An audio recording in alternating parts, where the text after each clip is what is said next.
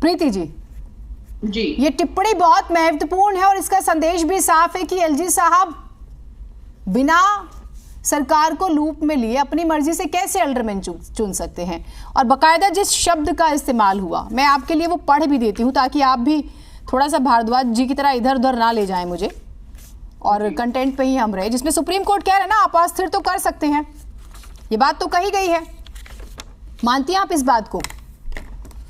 यानी कि नियमों को तो ताक पे रखा गया ना। सुप्रीम कोर्ट अगर ये कह रहा है मौखिक टिप्पणी में कि एलजी द्वारा एमसीडी के मेंबर को नॉमिनेट करने का अधिकार वास्तव में लोकतांत्रिक तौर पर चुनी हुई एमसीडी को अस्थिर कर सकता है। देखिए Zeenat ji, this appointment was as per rule number 239 AA। अब जो कॉन्स्टिट्यूशन है वो हमने तो लिखा नहीं, कॉन्स्टिट्यूशन के हिसाब से ये राइट एलजी साहब को होता है, उसी हिसाब से ये काम हुआ है। जो 2017 टू 2022 में जो एल्डरमैन्स चुने गए थे वो भी तो एलजी साहब के द्वारा ही हुए थे। अगर मैं इनकी बात मानूं, जो ये कह रहे हैं कि 7 वहां से चुन दिए, 4 वहां से चुन दिए, ऐसा कर दिया। पिछली बार जो एल्डरमैन का चुनाव हुआ था वो 6 एल्डरमैन नरेला जोन से थे, अकेले 6 एल्डरमैन नरेला जोन से थे जो कि नरेला जोन में रहते भी नहीं थे। उसके अलावा 4 एल्डरमैन सिटी एसपी जोन से थे जो सिटी एसपी में रहते भी नहीं थे। तो केजरीवाल साहब को और केजरीवाल साहब की सरकार को सिर्फ काम आता है ये कि दुनिया के ऊपर आरोप लगाना और उसके बाद भाग जाना। काम क्यों नहीं करते? प्रीति जी एक सेकंड, ठीक है वो बहाने बना रहे हैं। एक सेकंड प्रीति जी, प्रीति जी बना ली है मेयर बना ली, तो उन्होंने काम क्या किया? काम एक सेकंड मेयर, अब सुनिए तो सही, 1 मिनट प्रीति जी, आप लोग प्लीज सुना भी कीजिए प्लीज। प्रीति जी 10 करते थे, अब chikungunya, malaria, dengue. Preeti ji आप मेरी आवाज सुन पा रही हैं क्या? नहीं रहे हैं क्या? एक सेकंड, उनका काम सिर्फ क्या प्रीति जी को मेरी आवाज नहीं जा रही है? और उसके बाद भाग जाना। प्रीति जी एक सेकंड सुनिए, आपको मेरी आवाज आ रही है, अभी सुन लीजिए, एक सेकंड सुन लीजिए।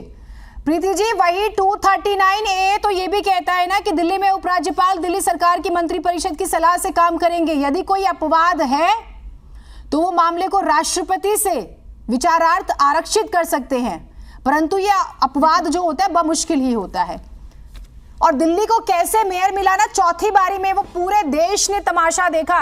पार्षद चुन के भेजे थे, गुंडे नहीं जो मारपीट कर रहे थे, तोड़फोड़ कर रहे थे, जनता के पैसों की प्रॉपर्टी बर्बाद की थी। पार्षद काम क्यों नहीं कर रहे किसी भी वार्ड में? नहीं तो आप 239 AA मुझे बता रही थी, तो उसके बाकी पॉइंट्स आपने नहीं पढ़े। जगह जगह कूड़ा पड़ा है। दिल्ली का जो लैंडफिल साइट है वो और उसकी हाइट ऊंची होती जा रही है। इन्होंने तो वादा किया था कि हम अभी आने वाले 2 महीने में इसको क्लियर कर देंगे। 6 महीने हो गए हैं। अगर इन्होंने प्रॉपर तरीके से काम किया होता तो आज स्टैंडिंग कमेटी बन जाती, मगर इनका काम सिर्फ ये है कि टॉपिक बात पे जाके सुप्रीम कोर्ट पहुंच जाते हैं। अगर वो अपने काम की तरफ ध्यान लगाए तो ये नौबत नहीं आती दिल्ली में। प्रीति जी टॉपिक क्या है? सुप्रीम कोर्ट की टिप्पणी क्या है बताइए। देखिए जीनत जी, सुप्रीम कोर्ट ने जो कहा है, जो सुप्रीम कोर्ट का फैसला होगा वो हम भी मानेंगे, लेकिन आपके चैनल के माध्यम से केजरीवाल साहब से निवेदन है कि जो अपने आप को संविधान का पुजारी मानते हैं उनको भी संविधान की थोड़ी सी मर्यादा रखनी चाहिए, संविधान का थोड़ा सा उनको भी समझना चाहिए, देखना चाहिए। और जो ये नियुक्ति थी वो 239 AA के द्वारा ही की गई थी। वो संविधान हमने अभी नहीं लिखा है, वो पहले से ही था। ठीक है।